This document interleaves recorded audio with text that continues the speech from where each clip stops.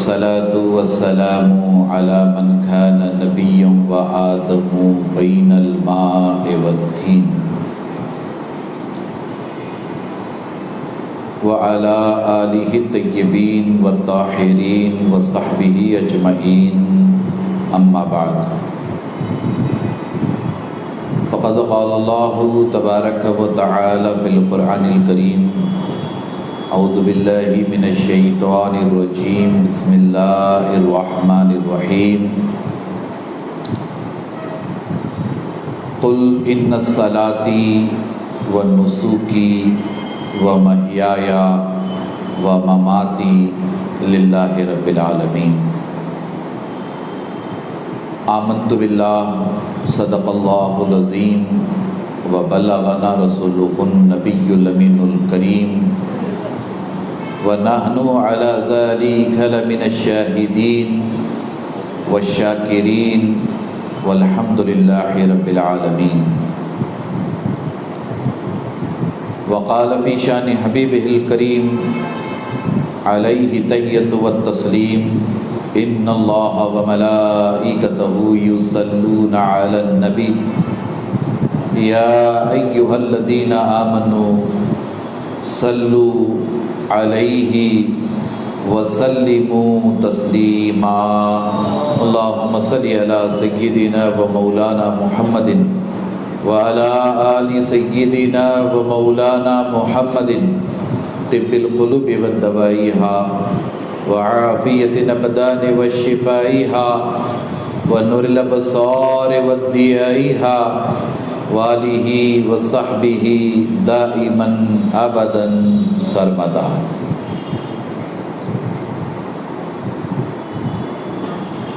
برادران ملت اسلامیہ و عزیزان گرامی قدر، اللہ تبارک و تعالیٰ کا بے پناہ فضل و کرم اور حضور صلی اللہ تعالیٰ علیہ وآلہ وسلم کے نالے پاک کا تصدق، جن کی برکتوں اور عنایتوں سے ہم تمام ماہ محرم الحرام کی پہلی جمعہ کے موقع پر اللہ کے مقدس گھر میں حاضری کی سعادت سے بہرامند ہیں۔ اللہ تبارک و تعالی ہم سب کی حاضری اپنی بارگاہ میں قبول فرمائے اور جمعہ کی ماہ محرم کی برکتیں رحمتیں پورے عالم اسلام کو عطا فرمائے۔ کم و بیش 5 ماہ کے بعد سکندر مسجد میں جمعہ کے خطاب کے لیے حاضر ہوا ہوں۔ آپ حضرات اچھی طرح سے واقف ہیں کہ حالات کس قدر ناگفتہ بھی ہیں۔ کرونا وائرس کے سبب پوری دنیا لرزہ برندام ہے۔ بہت بڑی تعداد اس وائرس کا شکار ہو چکی ہے، کئی مریض زیر علاج ہیں، کئی اموات ہو چکی ہیں۔ ہم سب اس وائرس کے خاتمے کے لیے مسلسل دعاؤں میں بھی لگے ہوئے ہیں اور ساتھ میں احتیاطی تدابیر پر عمل کرنے کی حتی المقدور کوشش بھی ہو رہی ہے۔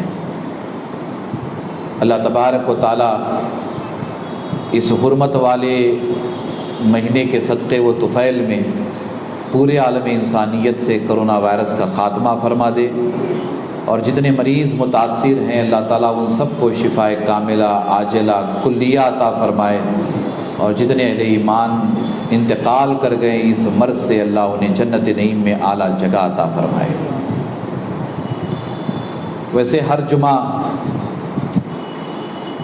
فیس بک کے ذریعہ آن لائن خطابات کا سلسلہ جاری رہا، اور آپ میں سے جو حضرات اس سلسلے سے جڑے ہوئے ہیں وہ استفادہ بھی کرتے رہے،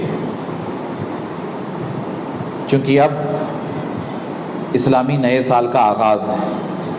آج محرم الحرام کی پہلی تاریخ ہے اور اس مہینے کی پہلی جمعہ بھی ہے۔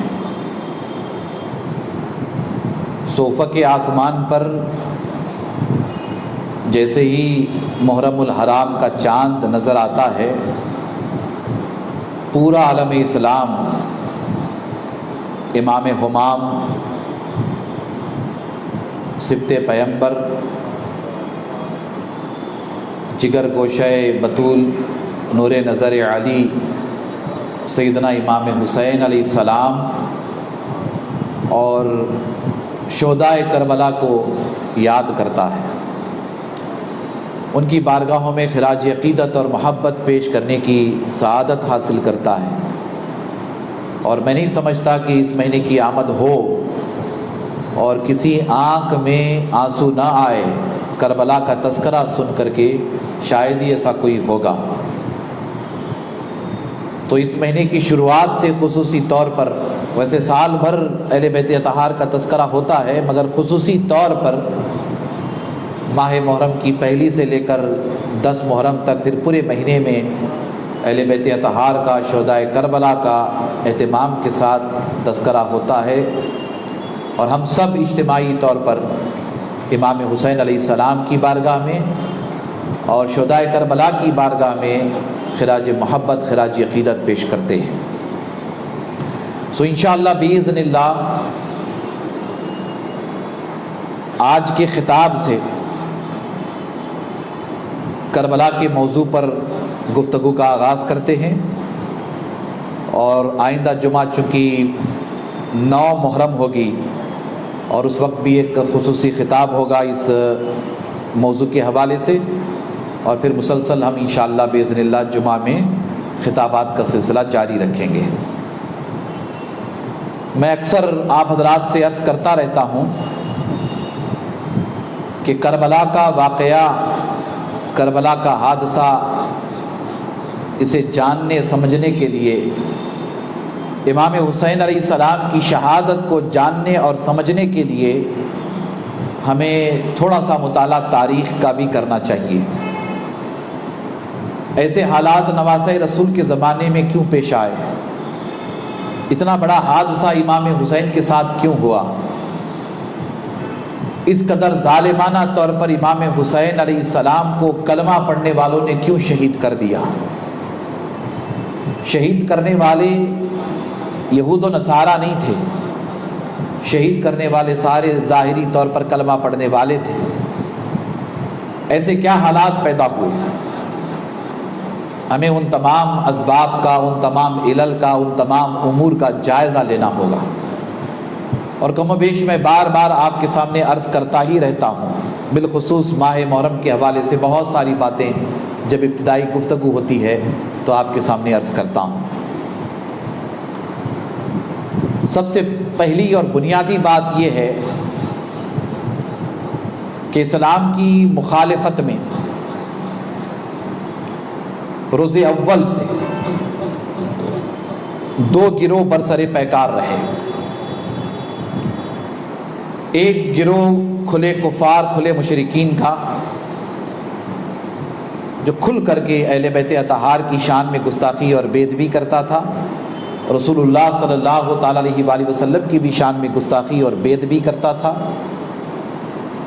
ایک نہیں بلکہ بے شمار احادیث شاہد عدل ہیں۔ یہ کفار اور مشرکین کا گروہ، اور ایسے ہی کم و بیش منافقین کا گروہ، یعنی یہ کہ دین اسلام کی دشمنی میں کفار اور مشرکین بھی تھے اور منافقین بھی تھے۔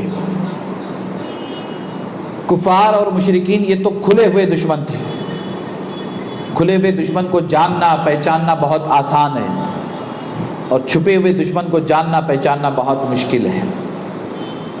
منافقین کے حوالے سے بھی قرآن کی بہت ساری آیات، سورتیں اور حضور علیہ السلام کی احادیث گواہ ہیں کہ کس طرح سے منافقین نے حضور نبی اکرم صلی اللہ تعالیٰ علیہ وآلہ وسلم کی شان میں گستاخی اور بے ادبی کا سلسلہ جاری رکھا، اور کس طرح اہل بیت اطہار کی شان میں بھی گستاخی اور بے ادبی وہ مسلسل کرتے رہے۔ کفار اور مشرکین کے ساتھ حضور علیہ السلام کا جو مکی دور گزرا ہے، اس دور میں بھی حضور نبی اکرم صلی اللہ تعالی علیہ وآلہ وسلم کے ساتھ ساتھ پورا اہل بیت کا گھرانہ خانوادہ کفار مشرکین کے نشانے پر تھا۔ بنو ہاشم جن کا رعب دبدبا نہ صرف اہل حجاز پر بلکہ پورے جزیرۃ العرب پر تھا، اس گھرانے کی تعظیم، تکریم، ادب و احترام سب کے سب کیا کرتے تھے۔ تو دوسری جانب بہت سارے قبائل کو حسد بھی تھا، بہت سارے قبائل بنو ہاشم سے خصومت بھی رکھتے تھے۔ مکہ مکرمہ میں قیام کے دوران ایک گروہ کو حضور نبی اکرم صلی اللہ تعالی علیہ وآلہ وسلم کی نبوت اور رسالت سے انکار کے ساتھ ساتھ حسد بھی تھا۔ حسد یہ تھا کہ نبوت اور رسالت بنو ہاشم کے یہاں کیوں چلی گئی، نبوت اور رسالت کا فیضان، نبوت اور رسالت کی برکتیں ہاشمی گھرانے میں کیوں منتقل ہو گئی، نبوت اور رسالت کا عظیم منصب بنو ہاشم کو کیوں دیا گیا۔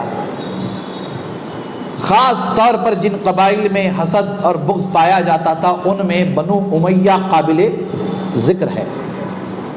بنو امیہ اس زمانے میں پیش رہے، ویسے بنو ہاشم اور بنو امیہ کے اختلافات عرصے دراز سے رہے ہیں، مگر اس وقت وہ اختلافات بام عروج کو پہنچے جب حضور نبی اکرم صلی اللہ تعالی علیہ وآلہ وسلم نے اپنے نبی ہونے کا اور اپنے رسول ہونے کا اعلان فرمایا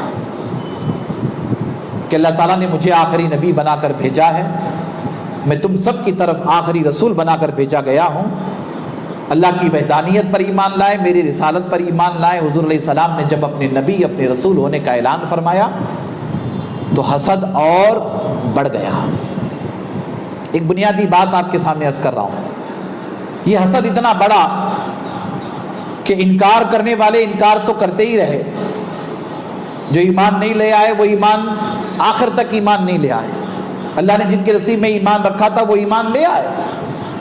ایمان لانے کے ساتھ ساتھ حضور علیہ السلام کی بارگاہ میں حاضر رہے، اسلام کے لیے قربانیاں دی، حضور علیہ السلام کی خدمت کرتے رہے وغیرہ وغیرہ۔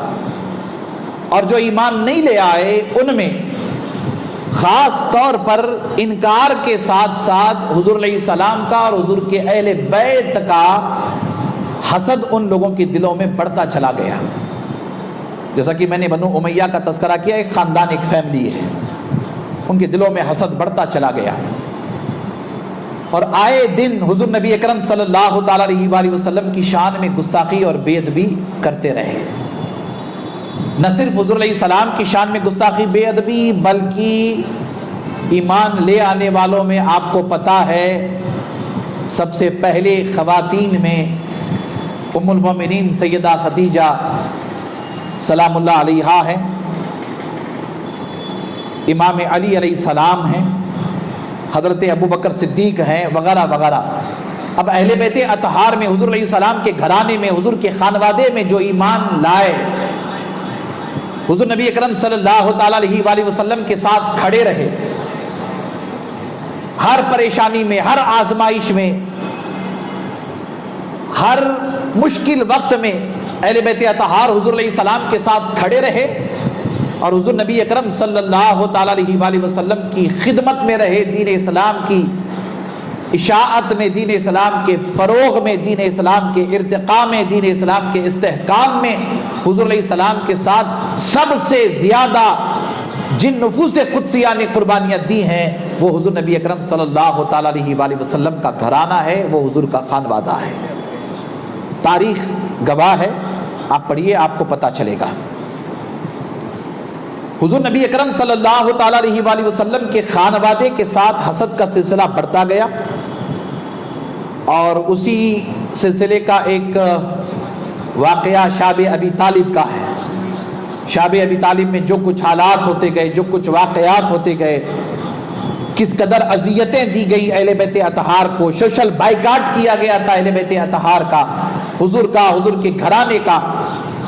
اس وقت جن ہستیوں نے حضور علیہ السلام کی خدمت کی، جن ہستیوں نے حضور علیہ السلام کا ساتھ دیا، ان میں ام المومنین خدیجہ الکبریٰ کا نام ہم فراموش نہیں کر سکتے، ان میں حضرت ابو طالب کا نام ہم فراموش نہیں کر سکتے، ان میں اہل بیت اطہار کے مقدس نام ہم فراموش نہیں کر سکتے۔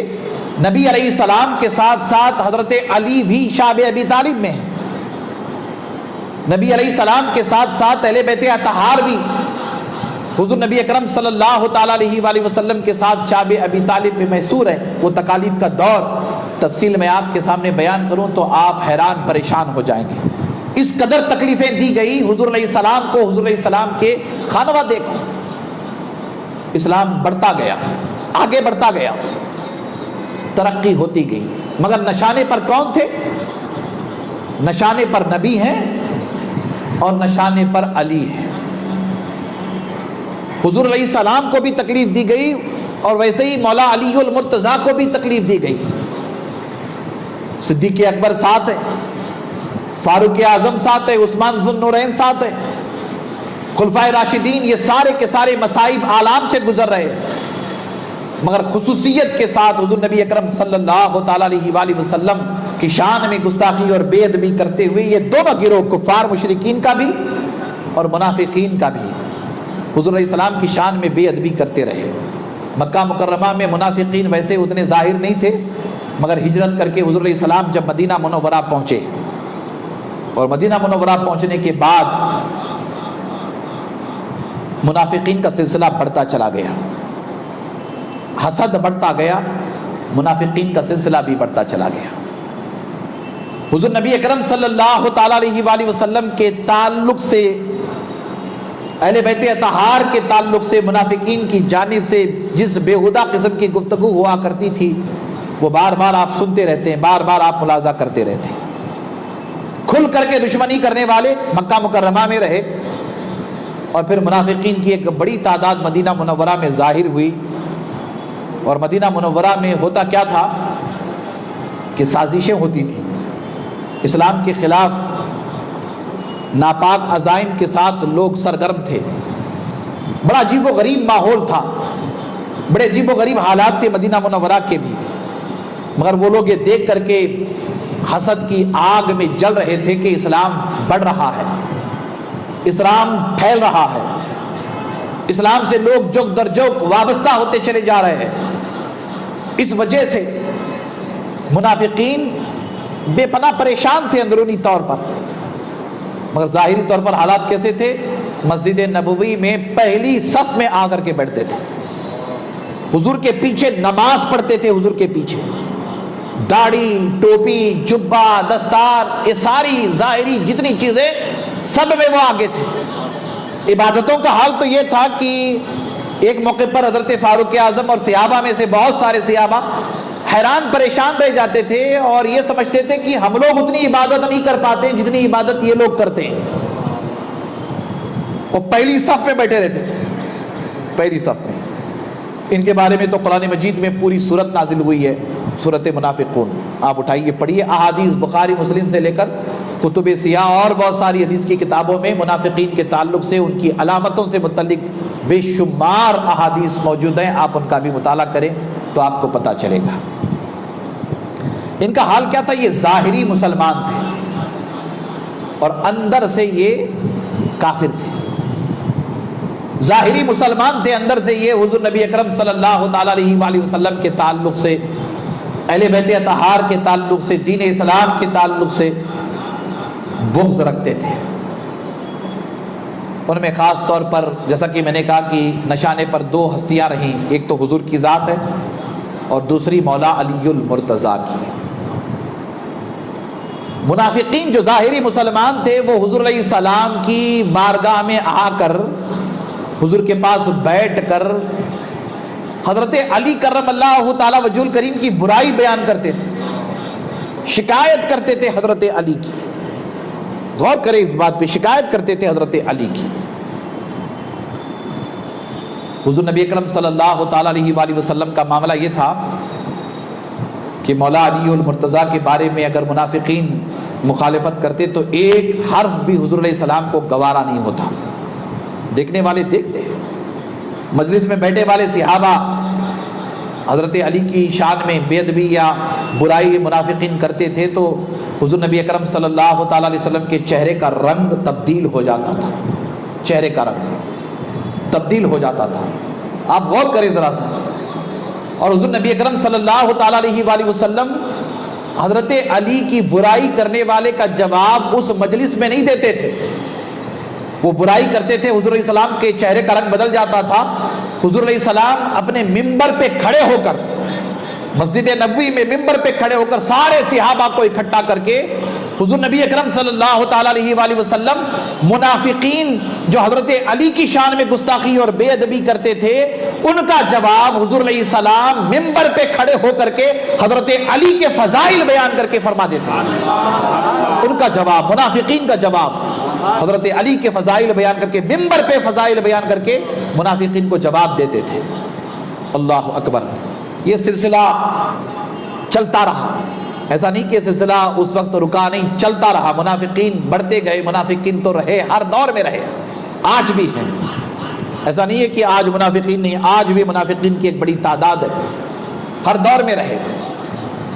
حضور نبی اکرم صلی اللہ تعالیٰ علیہ وآلہ وسلم کی اہل بیت کے ساتھ گستاخی اور بے ادبی کے جتنے معاملات ہیں وہ ہم آپ اچھی طرح سنتے رہتے ہیں، پڑھتے رہتے ہیں. اب آپ اس پر توجہ کریں اور غور کریں.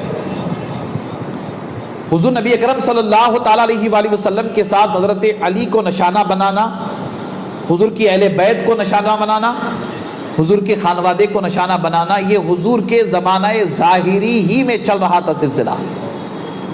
حسد، جیسا کہ میں نے مکی دور کا تذکرہ کیا، ویسے ابھی یہ مدینہ منورہ کا میں ذکر کر رہا ہوں. مدینہ منورہ کا حضور نبی اکرم صلی اللہ تعالیٰ علیہ وآلہ وسلم کا وصال مبارک ہوا. حضور علیہ السلام کے وصال مبارک کے ساتھ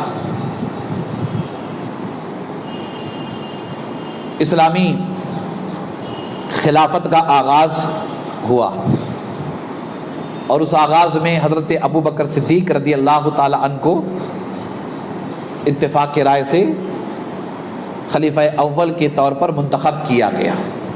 آپ کو تھوڑی سی تاریخ بھی معلوم ہونی چاہیے. آپ تاریخ کے حوالے سے بھی، خلفائے راشدین کی تاریخ کے حوالے سے بھی تھوڑی سی معلومات رکھیں. منتخب کیا گیا. اس موقع پر حالات ایسے تھے، ان حالات کی گہرائی میں گئے بغیر میں اتنا عرض کرنا چاہوں گا کہ حضرت ابو بکر صدیق رضی اللہ تعالی عنہ کی خلافت کے وقت میں ایک گروہ کوشش کرتا رہا کہ حضرت ابو بکر صدیق کے اور مولا علی المرتضیٰ کے درمیان اختلافات ہو جائے. یہ بات سن لیجئے گا اور آپ تعجب کریں گے کہ جو لوگ اس وقت سرگرم تھے، لڑانے میں سرگرم تھے، اختلاف کرنے میں سرگرم تھے، اختلاف کروانے میں سرگرم تھے، ان میں پیش بنو امیہ کے افراد تھے. پیش بنو امیہ کے افراد تھے. خیر، تاریخ کے وہ سارے صفحات ہمارے اپنے سامنے، جو پڑھے لکھے لوگ ہیں، سنجیدہ لوگ ہیں، علماء میں، عوام میں، وہ سب اچھی طرح سے جانتے ہیں، سمجھتے ہیں. حضور نبی اکرم صلی اللہ تعالیٰ علیہ وآلہ وسلم نے اپنے صحابہ کے درمیان، میں بات کو تھوڑا سا پھر پیچھے کر کے آگے بڑھنا چاہتا ہوں تاکہ بات آپ کی سمجھ میں آ جائے. ان حالات کے پیش نظر بھی، اور حضور علیہ السلام چونکہ اللہ کی عطا سے غیب کا علم جانتے ہیں، غیب جاننے والے نبی ہیں، حضور نبی اکرم صلی اللہ تعالیٰ علیہ وآلہ وسلم کو پتا تھا کہ آنے والے دور میں حالات کیسے ہوں گے، کس طرح سے ہوں گے. تو قرآن کی وہ آیات جن میں اہل بیت اطہار کا خطبہ پڑھا گیا ہے، وہ آیات تو سارے صحابہ جانتے تھے. اس کے ساتھ ساتھ حضور نبی اکرم صلی اللہ تعالیٰ علیہ وآلہ وسلم نے بے شمار مواقع پر اپنی اہل بیت کی شان اور عظمت بیان فرمائی. صحابہ کو بٹھال کر کے مجالس میں، اور بالخصوص حجۃ الوداع سے واپسی کے وقت حضور نبی اکرم صلی اللہ تعالیٰ علیہ وآلہ وسلم نے اپنی اہل بیت کی شان و عظمت کے حوالے سے صحابہ کو جو تعلیم عطا فرمائی ہے، اب ظاہر سی بات ہے کہ صحابہ کو جو حضور فرمائیں گے وہ فرمان صحابہ سے ہوتے ہوئے تابعین، تبع تابعین، پھر قیامت تک امت کے درمیان حضور کی ساری حدیثیں رہیں گی، اور حضور علیہ السلام کے ارشادات کو پڑھ کر کے امت کس طرح عمل کرنا چاہے گی، اس پر امت چلے گی، امت کے لیے سارے رہنما خطوط متعین کیے گئے وغیرہ وغیرہ۔ تو آپ احادیث پڑھیں گے تو احادیث کے موقع پر خصوصی طور پر وہ احادیث جو اہل بیت اطہار کی فضیلت میں بیان کیے گئے ہیں، اور فضیلت کے ساتھ ساتھ اہل بیت اطہار کو چھوڑنے یا اہل بیت اطہار کے ساتھ بے وفائی کرنے، اس حوالے سے بھی حضور علیہ السلام نے جو احادیث بیان فرمائے ہیں، ان احادیث کے بیان میں جہاں یہ مقصود ہے کہ اہل بیت کی شان عظمت ظاہر کی جائے، وہیں حضور علیہ السلام یہ چاہتے تھے کہ صحابہ کرام اور اس کے بعد آنے والے دور میں حضور کی امت اہل بیت کا احترام کرے، تعظیم تکریم کرے، اہل بیت سے جڑ کر کے رہے، منافقین بے نقاب رہے۔ یہ حضور علیہ السلام خصوصی طور پر چاہتے تھے۔ آپ احادیث پڑھیں گے تو احادیث سے آپ کو اچھی طرح سے اس کا اندازہ ہوگا۔ یہ مسلم شریف کی حدیث پاک، مسلم شریف کی حدیث پاک، امام مسلم اپنی صحیح میں لاتے ہیں حضرت زید بن ارقم رضی اللہ تعالی عنہما اس کے راوی۔ حضور نبی اکرم صلی اللہ تعالی علیہ وآلہ وسلم، یہ حجۃ الوداع کے بعد کا واقعہ ہے، کر کے واپس مکہ مکرمہ سے مدینہ منورہ کی طرف نکلے۔ مدینہ منورہ کے درمیان اس تالاب پر کھڑے ہو گئے جسے خم کہتے ہیں، مقام خم کہتے ہیں۔ یہ مکہ مکرمہ سے نکل کر کے مدینہ منورہ جانے والا جو راستہ ہے، آپ میں سے جو حضرات حاجی ہیں یا عمرہ کر کے آئے ہیں انہیں پتہ ہوگا، اور ہمیں معلومات بھی لینی چاہیے، اس لیے کہ اس وقت مکہ مکرمہ سے مدینہ منورہ کے لیے جو راستہ جاتا ہے وہ جدید ہائی وے ہے۔ میں جو تذکرہ کر رہا ہوں یہ مکہ مکرمہ سے مدینہ منورہ جانے والا قدیم ہائی وے، قدیم راستہ، جسے قدیم طریق مدینہ کہتے ہیں، وہاں مکہ مکرمہ سے مدینہ منورہ جانے والا راستہ، اس راستے پر تھوڑا سا تلاشنا پڑتا ہے، اور تلاشنے پر یہ مقام مل جاتا ہے، اور اس مقام کا نام کیا ہے؟ خم، مقام خم۔ گزشتہ ایک سفر سے قبل میں تلاشتے اس مقام پہ پہنچا تھا۔ ابھی تو بہت ساری وہاں پابندیاں، یہ وہ بہت ساری چیزیں ہیں، مگر ایک کہ وہ خم کے مقام پر تلاشتے وہاں حاضری ہوئی تھی۔ اس مقام پہ گئے تھے جہاں ایک بہت بڑا تالاب تھا، جہاں حضور علیہ السلام نے یہ خطبہ ارشاد فرمایا تھا، یہ خطبہ ارشاد فرمایا تھا حجۃ الوداع سے واپسی کے وقت۔ تو مقام خم پہ حضور علیہ السلام کھڑے ہو گئے، اور حضور علیہ السلام نے اللہ تبارک و تعالیٰ کی ایک فصیح و بلیغ خطبہ ارشاد فرمایا، اللہ تبارک و تعالیٰ کی حمد و ثنا کی، اور حمد و ثنا کے بعد حضور علیہ السلام نے ایک وعظ فرمایا، ارشاد فرمایا کہ اے لوگو، میں تو بس ایک آدمی ہوں، ایک انسان ہوں، یعنی اپنی عبدیت کا اظہار فرمایا کہ میں اللہ کا بندہ ہوں، میں اللہ کا بندہ ہوں، انسان ہوں، اللہ کا بندہ ہوں۔ ان قریب میرے رب کا پیغام لانے والا فرشتہ، یعنی فرشتہ اجل، موت کا فرشتہ میرے پاس آئے گا، قریب ہے کہ موت کا فرشتہ میرے پاس آئے گا، اور میں اسے لبیک کہوں گا۔ موت کا فرشتہ آئے گا اور مجھے اس دنیا سے جانا ہے، اور جب موت کا فرشتہ آئے گا تو میں لبیک کہوں گا۔ میں تم میں دو عظیم چیزیں چھوڑے جا رہا ہوں۔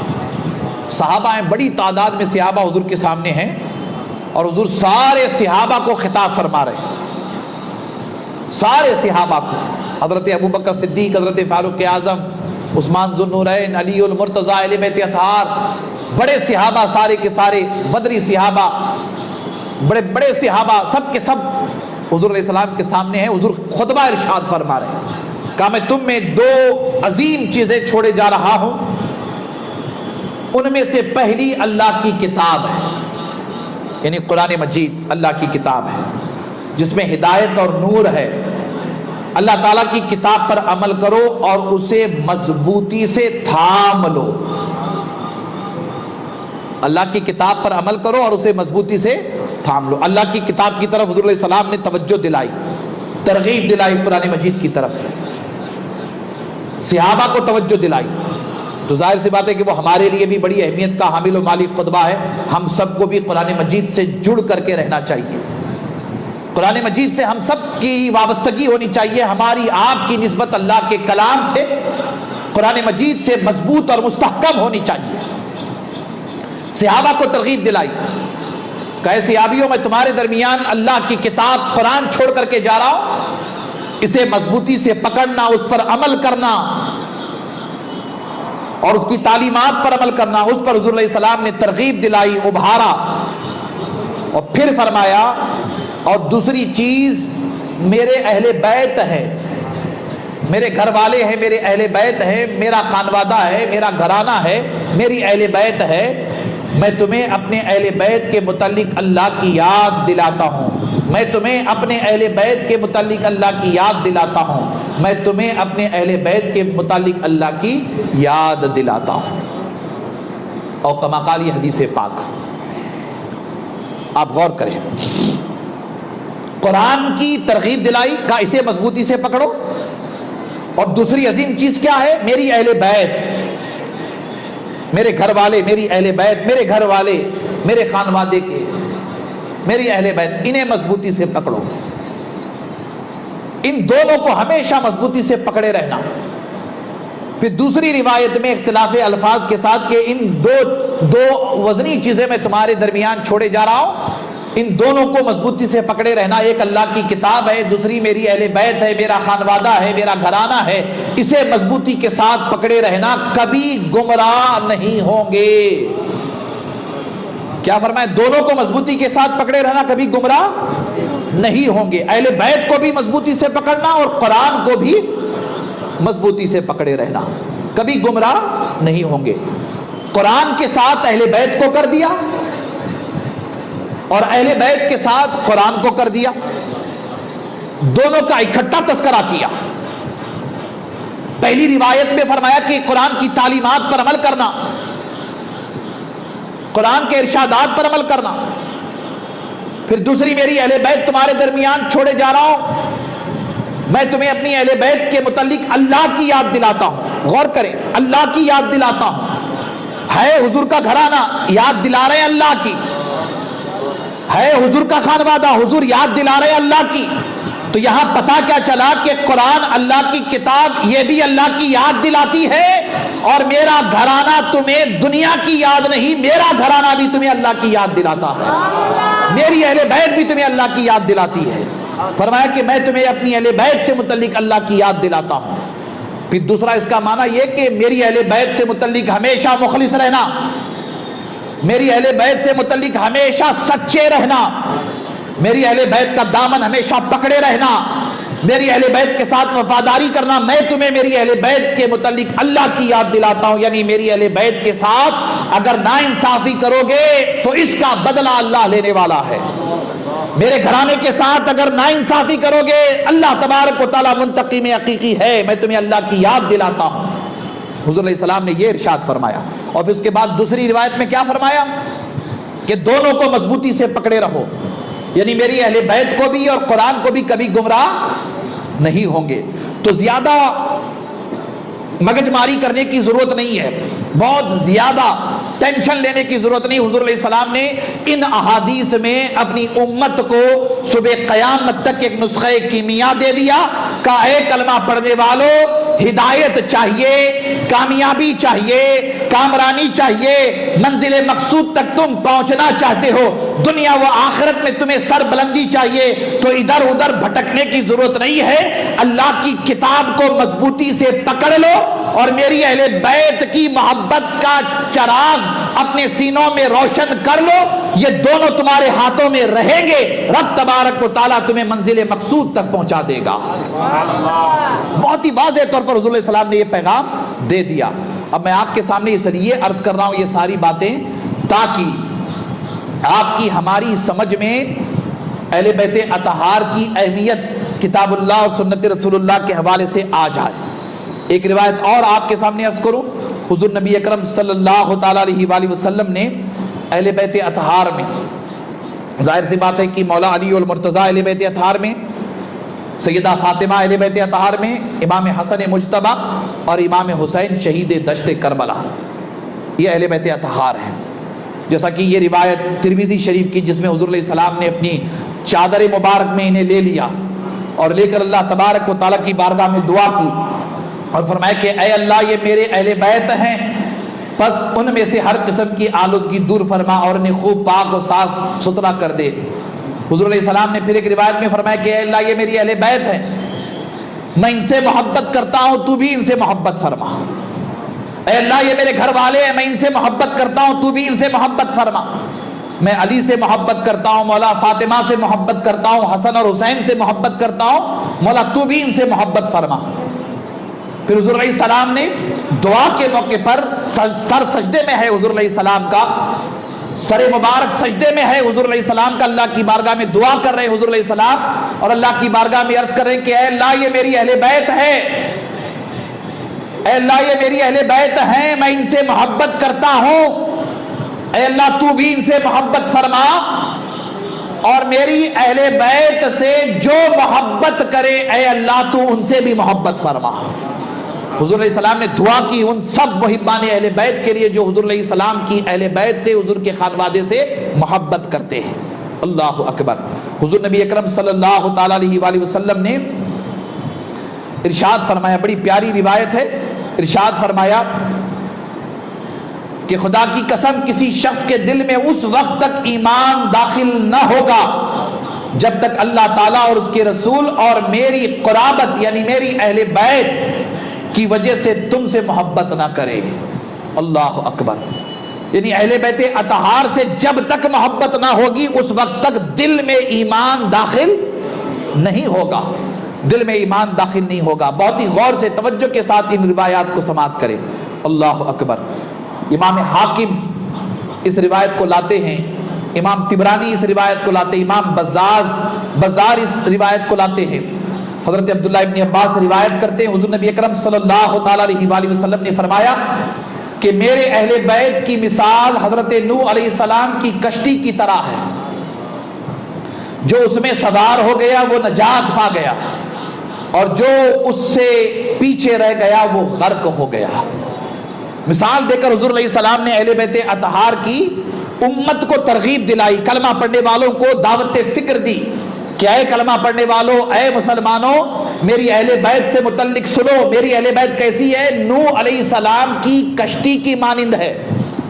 ہم آپ نوح علیہ السلام کو جانتے، ایک عظیم پیغمبر گزرے، ان کے زمانے میں طوفان آیا، حضرت نوح علیہ السلام نے ایک کشتی بنائی تھی، اس کشتی میں حضور نوح علیہ السلام نے سوار ہونے کی دعوت دی، کہا کہ اس کشتی میں آ جاؤ، جو اس کشتی میں آئے گا وہ بچے گا، جو نوح علیہ السلام کی کشتی میں آئے گا وہ بچے گا، جو نہیں آئے گا وہ ہلاک ہوگا۔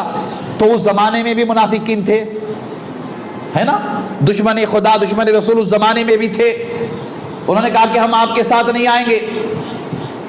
نوح علیہ السلام پر ایمان نہ لانے والے، نوح علیہ السلام سے دشمنی کرنے والے، کہا کہ ہم آپ کے ساتھ نہیں آئیں گے،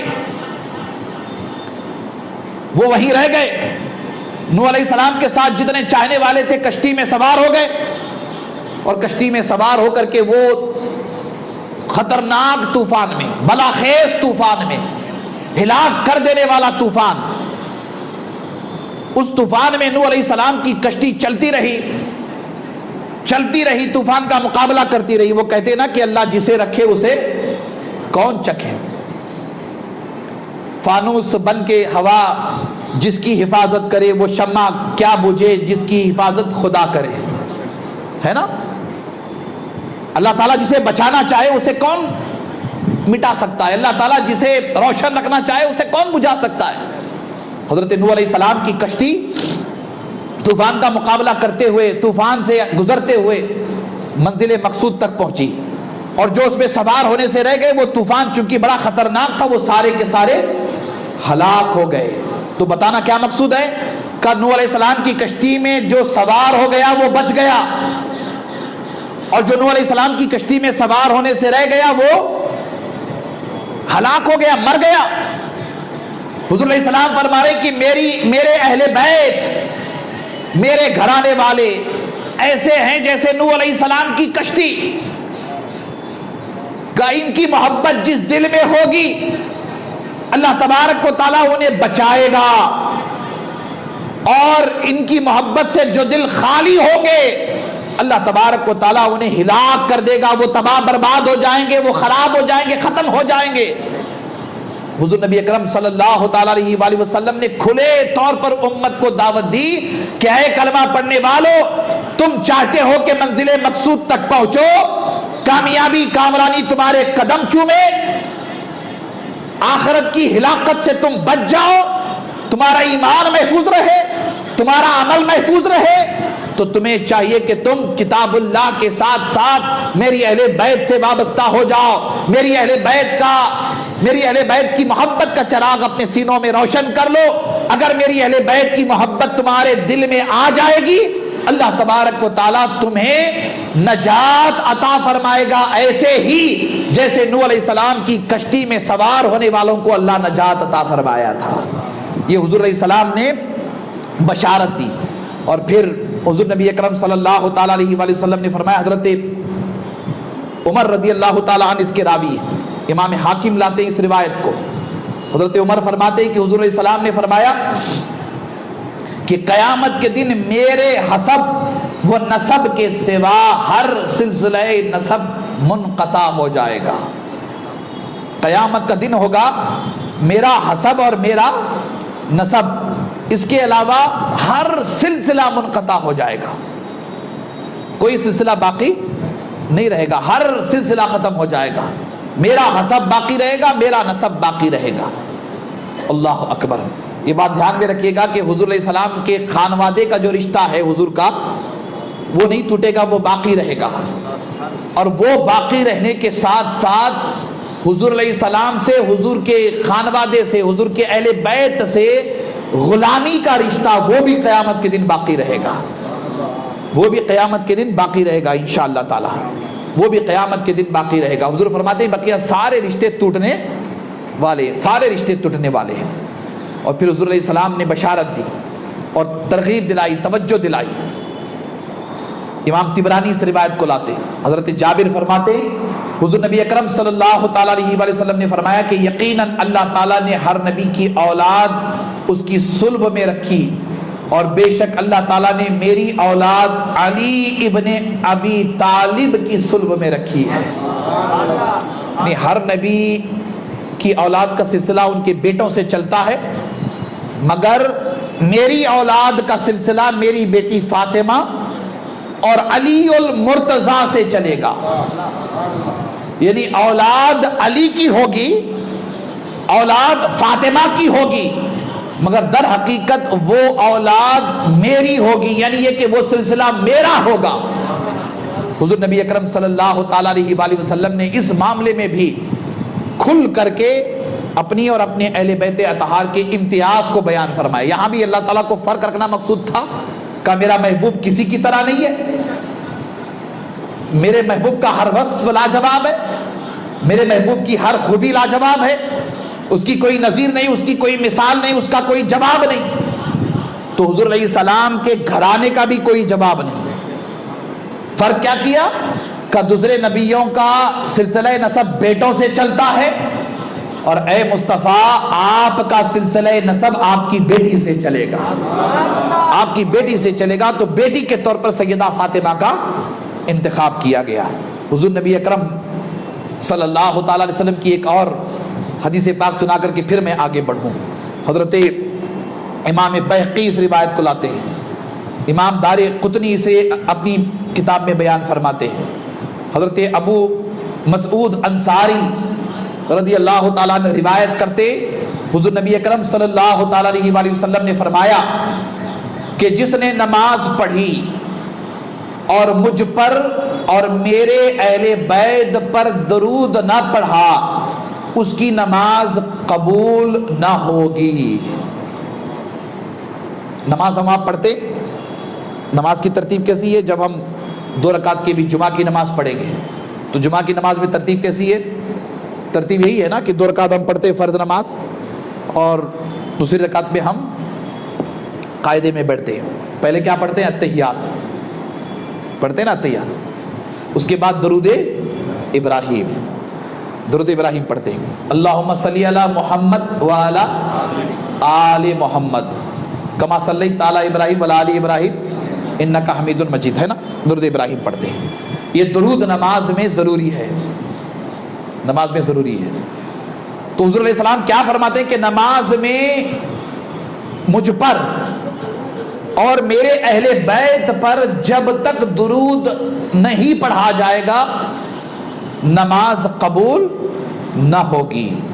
پھر فرماتے ہیں کہ اگر میں نماز پڑھوں اور اس میں حضور علیہ السلام پر، یعنی حضرت ابو مسعود انصاری فرماتے ہیں کہ میں نماز پڑھوں اور اس میں حضور علیہ السلام پر درود پاک نہ پڑھوں تو میں نہیں سمجھتا کہ میری نماز کامل ہوگی. یعنی نماز کے کمال کا دار و مدار حضور پر درود پڑھنا اور حضور کے ساتھ ساتھ حضور کے گھرانے پر درود پڑھنا، درود بھیجنا، اس کے بغیر نماز مکمل ہونے والی نہیں ہے. یہ چند روایات میں آپ کے سامنے پیش کیا. ان روایات کے جاننے اور سمجھنے کے بعد اب آپ اندازہ لگائیے کہ ایسی شان، ایسی عظمت اہل بیت اطہار کی ہے، حضور کے گھرانے کی ہے، تو ظاہر سی بات ہے کہ جو منافقین تھے ان کا حسد تو اور بڑھے گا. اللہ نے جنہیں ہدایت دینا تھا وہ ہدایت پا گئے، جنہیں اللہ نے ہدایت دینا تھا وہ ہدایت پا گئے، جنہیں اللہ تبارک و تعالی سیدھا راستہ دکھانا تھا وہ منزل مقصود پر پہنچ گئے. مگر منافقین اس زمانے میں اہل بیت اطہار کا حسد کرتے رہے. بہت ساری باتیں، بہت سارے واقعات پیش آئے. میں اس گہرائی میں نہیں جانا چاہتا ہوں، وقت بھی مجھے اجازت نہیں دے رہا ہے. میں بتانا یہ چاہتا ہوں کہ اہل بیت اطہار کے ساتھ حسد اور بغض کا سلسلہ حضور کی حیات ظاہری میں تھا. حضور کے وصال کے بعد پھر یہ سلسلہ بڑھتا چلا گیا، بڑھتا چلا گیا، بڑھتا چلا گیا، یہاں تک کہ حضرت عثمان ذو النورین رضی اللہ تعالیٰ تیسرے خلیفہ، آپ کی شہادت کا وقت قریب آ گیا. بہت ہی غور سے سنیے گا، انشاءاللہ تعالیٰ وقت اگر مجھے اجازت نہیں دے رہا ہے تو پھر میں آئندہ جمعہ تھوڑی سی گفتگو کر کے پھر ہم بات کو آئندہ جمعہ کے لیے آگے بڑھاتے ہیں انشاءاللہ تعالیٰ. حضرت عثمان ذو النورین، حضرت عثمان ذو النورین تیسرے خلیفہ، بڑے جلیل القدر حضور کے صحابی. ایک نہیں، حضور علیہ السلام نے اپنی 2 بیٹیاں حضرت عثمان ذو النورین کے نکاح میں دی. کتنی بیٹیاں؟ پہلی بیٹی دی، پھر اس بیٹی کا وصال ہوا تو حضور نے دوسری بیٹی بھی حضرت عثمان ذو النورین کے نکاح میں دی. اب آپ غور کریں کہ حضرت عثمان ذو النورین رضی اللہ تعالی عنہ طویل عرصے تک خلیفہ راشد کی حیثیت سے رہے. کم و بیش 12 سال حضرت عثمان ذو النورین کی خلافت کا عرصہ رہا. 12 سال کے عرصے میں حضرت عثمان ذو النورین کی خلافت کے 6 سال بہت ہی اچھے گزرے، بہت ہی شاندار. یہ خود بھی بنو امیہ سے ہے، حضرت عثمان ذو النورین خود بھی بنو امیہ سے ہے، مگر جیسا کہ میں نے کہا کہ بنو امیہ میں بھی بہت ساروں نے ایمان لایا، حضور کے نام پر تن من دھن سے قربان ہوئے، مگر ایک تعداد ایسی رہی جنہیں حسد بھی رہا اہل بیت اطہار سے. ایک کنفیوژن پیدا کرنے کی لوگ کوشش کرتے ہیں اور غلط روایات بیان کرتے ہیں کہ حضرت علی کرم اللہ تعالی وجہ الکریم کے تعلقات تینوں خلفاء کے ساتھ برابر نہیں تھے. یہ بالکل بہتان ہے مولا علی المرتضیٰ پر، غلط روایات ہے، غلط گفتگو ہے. حضرت ابوبکر صدیق کا دور خلافت ہو، حضرت فاروق اعظم کا دور خلافت ہو، حضرت عثمان ذو النورین کا دور خلافت ہو، خدا کی عزت کی قسم میں اللہ کے گھر میں بیٹھا ہوں، ماہ محرم شروع ہو گیا ہے، جمعے کا دن ہے، اللہ کے گھر میں بیٹھ کر کے میں آپ کو بتا رہا ہوں، پڑھیے ساری کتابیں، آپ کو باتیں سمجھ میں آ جائیں گی۔ مولا علی المرتضیٰ کے تعلقات ان تینوں خلفاء کے ساتھ بہت شاندار تھے، اور یہ تینوں خلفاء بھی مولا علی المرتضیٰ کو اور اہل بیت اطہار کو بے پناہ چاہتے تھے، بے پناہ محبت فرماتے تھے۔ حضرت ابوبکر صدیق کا دور خلافت تو مختصر رہا، حضرت عمر کا دور خلافت پڑھیے، حضرت عثمان کا دور خلافت پڑھیے، کس طرح ان صحابہ میں تعلقات تھے۔ مولا علی المرتضیٰ کے تعلقات حضرت صدیق اکبر کے ساتھ کیسے تھے، فاروق اعظم کے ساتھ کیسے تھے، عثمان ذو النورین کے ساتھ کیسے تھے۔ جب ہم پڑھتے ہیں کتابیں تو ہماری آنکھیں ٹھنڈی ہوتی ہے۔ ایک غلط فہمی پیدا کرنے کی منافقین نے اس سے پہلے بھی کوشش کی، ہر دور میں لوگ کوشش کرتے ہیں، اس سے اہل سنت و جماعت بری ہے۔ ہم اہل سنت و جماعت ہیں، افراط اور تفرید سے پاک۔ اہل سنت و جماعت کا موقف بالکل واضح، خلفائے راشدین کی تعظیم و تکریم، سارے صحابہ کا ادب و احترام، سارے صحابہ کا ادب و احترام، ازواج مطہرات کا ادب و احترام، سب کی تعظیم و تکریم کرنا۔ اہل سنت و جماعت کہتے ہی ہیں ادب والوں کی جماعت کو۔ ہماری جماعت میں از اول تا آخر ادب ہی ادب ہے، اللہ کی بارگاہ کا ادب، حضور کی بارگاہ کا ادب، خلفائے راشدین کی بارگاہ کا ادب، اہل بیت اطہار کی بارگاہوں کا ادب، صحابہ کی بارگاہوں کا ادب، اولیاء اللہ کی بارگاہوں کا ادب۔ ہماری جماعت میں از اول تا آخر ادب ہی ادب ہے، اور اہل سنت و جماعت کا یہ وصف کہ اس جماعت میں ادب ہی ادب ہے، اسی لیے اللہ تبارک و تعالیٰ نے اس جماعت کے جھنڈے کو اونچا رکھا ہے، اور انشاءاللہ صبح قیامت تک اہل سنت و جماعت کا جھنڈا اونچا رہے گا، اس لیے کہ یہ ادب والوں کی جماعت ہے۔ ادب ہی ادب ہے، یہاں ادب کے سوا کچھ نہیں ہے، ادب ہی ادب ہے، ادب ہی ادب ہے۔ تو مولا علی المرتضیٰ شیر خدا کے تعلقات ان تمام خلفاء کے ساتھ بہت ہی اچھے، بہت ہی شاندار رہے، اس میں دو رائے نہیں، قطعی طور پر اس میں دو رائے نہیں۔ اللہ اکبر۔ حضرت عثمان ذو النورین کی خلافت کے، جیسا کہ میں نے کہا کہ 6 سال بہت شاندار گزرے، اور 6 سال ادھر کے حضرت عثمان ذو النورین، اللہ اکبر، ذو النورین یعنی 2 نور والے، یعنی 2 بیٹیاں حضور نے جن کے نکاح میں دی، نور 2 نور والے۔ آپ کی شان و عظمت کا کیا کہنا، حضرت عثمان ذو النورین کی شان و عظمت پر تو ہم تن من دھن سے قربان ہیں، تن من دھن سے قربان ہے۔ ایسی شان حضرت عثمان ذو النورین کی، ایسی عظمت۔ مگر ہوتا ہے نا، ساتھ رہنے والے کبھی کبھی گڑبڑ کر دیتے ہیں۔ آپ اچھے ہیں، آپ کا حاشیہ، آپ کے ساتھ رہنے والے، آپ کے ساتھ رہنے والے، آپ کا ساتھ دینے والے، آپ کے ساتھ رہنے والے، ان میں کہیں کہیں سے گڑبڑ آ جاتی ہے، کہیں کہیں سے خرابی آ جاتی ہے۔ تو حضرت عثمان ذو النورین رضی اللہ تعالیٰ عنہ کے دور خلافت کے آخر کے 6 سال بڑے ٹینشن کے گزرے، بڑے ٹینشن کے۔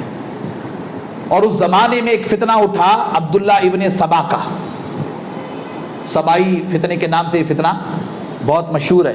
یہ عبداللہ ابن سبا تھا یہودی، ظاہری طور پر مسلمان ہو گیا تھا، اندر سے کٹر یہودی تھا، کٹر یہودی۔ آج بھی جیسے کہ یہودی مسلمان اور اسلام کے دشمن ہیں، کٹر یہودی تھا۔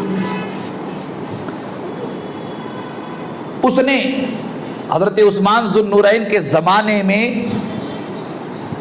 ایک بڑے خطرناک فتنے کی بنیاد ڈالی، بڑے خطرناک فتنے کی بنیاد ڈالی، اور وہ سبائی فتنہ آگے بڑھتا چلا گیا، آگے بڑھتا چلا گیا، آگے بڑھتا چلا گیا، اتنا آگے بڑھا کہ حضرت عثمان ذو النورین کی شہادت کے قریب پہنچ گیا،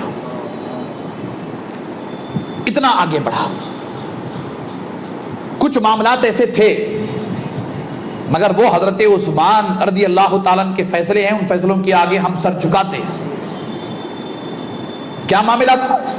حضرت عثمان کے دور میں اختلافات بڑھنے کے بنیادی وجوہات میں، اسباب و علل میں امال کا تقرر، ولایت کا تقرر کہتے ہیں نا کہ یہ گورنر وغیرہ کا تقرر ہوتا تھا، فلاں علاقے کا گورنر، فلاں ملک کا گورنر، فلاں ملک کا گورنر، یہ ہوگا وہ ہوگا، امال کا اور ولایت کا گورنر کا جو تقرر ہوتا تھا، اس میں یہ بات آئی کہ حضرت عثمان ذو النورین اپنے قرابت داروں کو عہدوں پر فائز کر رہے، یہ بات آئی، جبکہ اس مسئلے پر مولا علی المرتضیٰ کو، اہل بیت اطہار کو اور صحابہ، تقریباً سارے صحابہ کو کوئی اعتراض نہیں تھا، مگر منافقین کو اعتراض تھا۔ منافقین کیا چاہتے ہیں؟ لڑانا۔ جی منافقین کیا چاہتے؟ لڑانا۔ بعض لوگ ایسے بھی، ہمارے بیجاپور میں بھی بہت سارے ایسے لوگ ہیں، آپ بھی دیکھتے رہتے ہوں گے، وہ دو بھائی بیچارے محبت سے ہی رہتے، نرم گرم تو ہر گھر میں چلتا رہتا ہے۔ مجھے بتائیے آپ میں سے کس کا گھر ایسا ہے جس میں نرم گرم نہ چلتا ہو؟ چھوٹے موٹے اختلافات ہے کسی کا گھر؟ ہر گھر میں اختلافات ہوتے ہیں، ہر گھر میں چھوٹے موٹے معاملات ہوتے رہتے۔ بعض لوگ کیا رہتے ہیں کہ انہیں ہوا دینے کا کام کرتے رہتے ہیں، ہوا دینے کا، لڑانے کا کام، جنگ سے پہلے جنگ کرانے کی تیاری۔ دو بھائی ہیں تو دو بھائیوں کے اندر نفرت، عداوت، دشمنی، بغض، حسد۔ اب ہماری داڑھی کے بال سفید ہو گئے، بتا رہا ہوں میں آپ کو کہ دیکھ دیکھ کر کے تو ہماری آنکھیں بیزار، ہمارے کان پک گئے سن سن کر کے کہ کس قدر لوگ لڑانے کی کوشش کرتے ہیں، اچھے خاصے گھر کو تباہ برباد کر دیتے، اچھے خاصے گھر کو۔ اور یہ مت سمجھے گا کہ یہ کفار مشرکین کی طرف سے ہو رہا ہے، یہ سب کلمہ پڑھنے والے ہی ہمارے اپنے ہی ہوتے ہیں، لڑانے والے، اور بہت ہی آسانی کے ساتھ ہم اس کا شکار بھی بن جاتے ہیں، بہت آسانی کے ساتھ شکار بھی بن جاتے ہیں۔ یہ فتنہ اچھی اچھی فیملی کو ختم کر دیتا ہے، اچھے اچھے خاندانوں کو ختم کر دیتا ہے، اچھے اچھے شہروں کو، ملکوں کو بھی تباہ برباد کر دیتا ہے، یہ لڑانے والا جو فتنہ ہے، لڑانے والا فتنہ۔ اور مولا علی المرتضیٰ کے ساتھ بھی ایک معاملہ ایسے ہی ہوا تھا، میں بات آ گئی تو سنا رہا ہوں آپ کو۔ حضرت ابوبکر صدیق کو خلیفہ بنانا تھا، منتخب کر رہے تھے اتفاق رائے سے۔ بنو امیہ کے کچھ افراد پہنچے مولا علی المرتضیٰ کے پاس، اور اس وقت یہی تھا کہ حضرت ابوبکر صدیق کو خلیفہ نہ بنایا جائے بلکہ آپ کو خلیفہ بنایا جائے، لڑانے کی لوگ جو کوشش کرتے رہے، آپ کو خلیفہ بنایا جائے۔ صحابہ کے نزدیک مولا علی المرتضیٰ بھی محترم ہیں اور صدیق اکبر بھی محترم ہے، اور ہم اہل سنت، جیسا کہ میں نے کہا کہ احترام یہاں بھی، احترام یہاں بھی۔ اور صحابہ نے دیکھا تھا، جانا تھا، عمر میں بھی حضرت صدیق اکبر سینئر ہیں، بزرگ ہیں، اللہ اکبر، بڑی شان، بڑے مرتبے والے سرکار صدیق اکبر۔ حضور نبی اکرم صلی اللہ تعالیٰ علیہ وآلہ وسلم کہ علالت کے ایام میں حضرت صدیق اکبر ہی امامت فرمایا کرتے تھے، نماز حضرت صدیق اکبر، ابوبکر صدیق نماز پڑھایا کرتے تھے۔ آپ کو پتہ ہے، آپ نے روایتیں سنی ہے، بار بار میں تذکرہ کرتا رہتا ہوں، تو سارے صحابہ جانتے تھے، سینئر بھی ہیں، بزرگ بھی ہیں، حضور علیہ السلام کے ایام مرض میں آپ ہی امامت فرمایا کرتے تھے، تو تقریباً سب کا اتفاق تھا کہ حضرت ابوبکر صدیق کو خلیفہ بنایا جائے۔ تو چند لوگوں نے وہاں کوشش کی مولا علی المرتضیٰ کو بھڑکانے کی، کہتے ہیں نا لڑانے کی، بھڑکانے کی۔ 1400 سال پہلے کی بات میں کر رہا ہوں، ہم تو ابھی 4G کے زمانے میں ہیں، ابھی 5G آنے والا ہے شاید نا، 4G کے زمانے میں ہیں، اور یہ دور تو بہرحال کرونا وائرس کا دور ہے، کووڈ-19 چل رہا ہے نا، اب کووڈ-20 ہوگا، پتہ نہیں کووڈ-21 ہوگا، کیسے کیسے حالات پیدا ہوں گے ہم نہیں کہہ سکتے۔ بیچ بڈی کا دور، زناکاری کا دور، شراب کا دور، چغلی کا دور، جھوٹ، غیبت، کیسے کیسے گناہوں میں ہم سب ملوث ہیں، یہ دور ہی۔ میں 1400 سال پہلے کی بات کر رہا ہوں۔ تو مولا علی المرتضیٰ نے اس زمانے میں جواب دیا تھا، اس زمانے میں جواب دیا تھا مولا علی المرتضیٰ نے بھی، اس کے بعد بھی ایسے حالات پیدا ہوئے تھے، جواب دیا تھا کہ میں سب کچھ برداشت کر سکتا ہوں، مگر یہ کہ مسلمانوں کے درمیان اختلاف کو برداشت نہیں کر سکتا، مسلمانوں کے درمیان اختلاف کو برداشت نہیں کر سکتا۔ بدقسمتی سے حضرت عثمان ذو النورین کے دور میں حالات بگڑتے چلے گئے، حالات خراب ہوتے چلے گئے.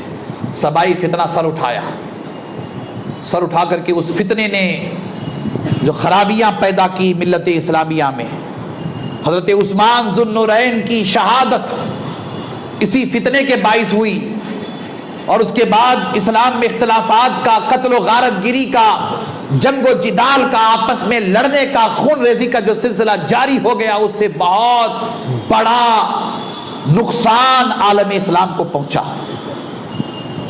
اس موقع پر بھی امام علی کا، امام حسن، امام حسین کا کیا رول رہا حضرت عثمان ذو النورین کی شہادت سے پہلے، کس طرح سے ان اہل بیت اطہار نے، نفوذ قدسیہ نے حضرت عثمان ذو النورین کی خدمت کی ہے.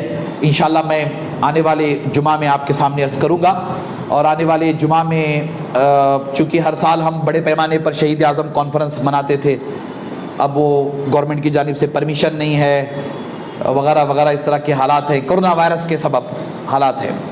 تو آئندہ جمعہ یہیں سکندر مسجد میں جمعہ کا خطاب ہی ہمارے نعت خواں حضرات بھی انشاءاللہ تعالی ان بارگاہوں میں خراج عقیدت محبت پیش کریں گے. آئندہ جمعہ 9 محرم ہے، اسی دن ہم شہید اعظم کانفرنس کے طور پر جمعہ کے خطاب کو امام حسین کی بارگاہ میں نظر کریں گے انشاءاللہ تعالی، آئندہ جمعہ انشاءاللہ تعالی. اور چونکہ 9 اور 10 محرم کو روزے کا اہتمام رہتا ہے تو لنگر اس دن یعنی آئندہ جمعہ نہیں ہوگا.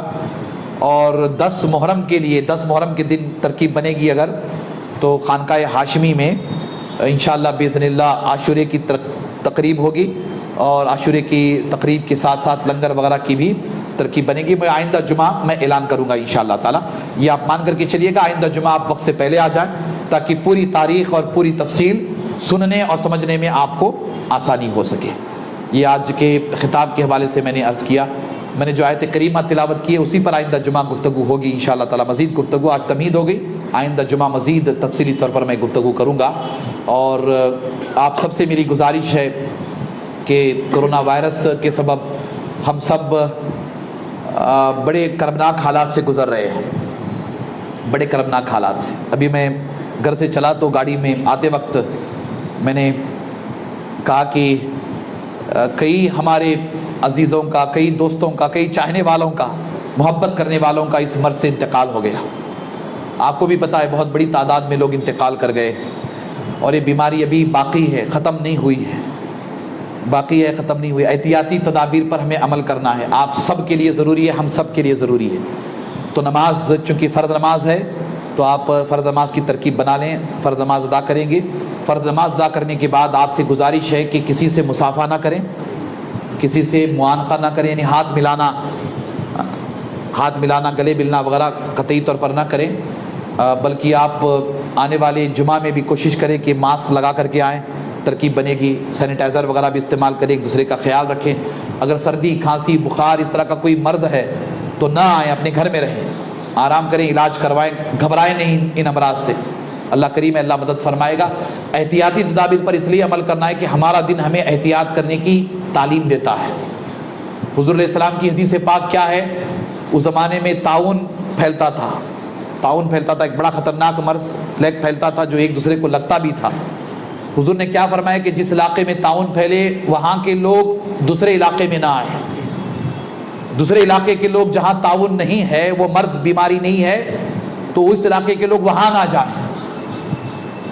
تو حضور علیہ السلام نے 1400 سال پہلے احتیاطی تدابیر پر عمل کرنے کی ہمیں تعلیم دی ہے. اس پر ہم سب عمل کریں گے انشاءاللہ تعالی. اور یہ مرض اپنی جگہ خطرناک ہے، جان لیوا ہے، ہم سب جانتے ہیں، مگر اس سے گھبرانا نہیں چاہیے.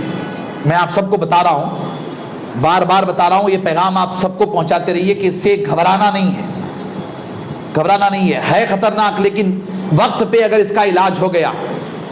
آپ چھپا کر کے اپنے گھر میں بیٹھے رہے، سردی، کھانسی، بخار آ گیا، آپ ڈر کر کے اپنے گھر میں بیٹھے، کہیں میں دواخانہ چلا گیا، کہیں مجھے کرونا وائرس ڈکلیئر نہ کر دیں، کہیں مجھے دواخانے میں ایڈمٹ نہ کر دیں. یہ جو سوچ بنی ہے اس سے بہت سارے لوگ مر گئے. یہ نہیں ہونی چاہیے سوچ. سردی کھانسی، ذرا سی بھی سردی کھانسی، ہلکا سا بھی بخار ہے، فوراً ڈاکٹر کو دکھائیے، علاج کروا لیجیے. ہمارا دین ہمیں تعلیم کیا دیتا ہے؟ دوا بھی استعمال کرو، وہ دوا اثر کرے اس کے لیے دعا کیا کرو، ہے نا. وہ دوا اثر کرے اس کے لیے دعا بھی کیا کرو. بہت سارے لوگ ہمارے بیجاپور کی زبان میں بولتے چھاتی پھوڑنے کو مرنا بولتے نہیں, گھبرا کر کے بہت سارے لوگ مر گئے. گھبرا کر کے, گھبرانے کی ضرورت نہیں ہے. ابھی یہ کرونا وائرس جو نظر نہیں آتا ہے, اس سے آپ ڈریں گے تو پھر آگے دین کی کیا خدمت کر پائیں گے. گھبرائیے گا مت, یہ آپ کو بھی ہو سکتا ہے, مجھے بھی ہو سکتا ہے, کسی کو بھی ہو سکتا ہے. اس سے گھبرانا نہیں ہے. نہ گھبرا کر کے اس کا علاج بر وقت کر لینا, فوراً کر لینا, یہ دانش مندی ہے. اللہ کی مدد شامل حال رہے گی انشاءاللہ تعالی. آئندہ جمعہ مزید میں بہت ساری باتیں آپ کی خدمت میں عرض کروں گا. وقت سے پہلے آپ حضرات تشریف لائیے گا, آپ کی ملاقات ہوگی انشاءاللہ تعالی. وآخر دعوانا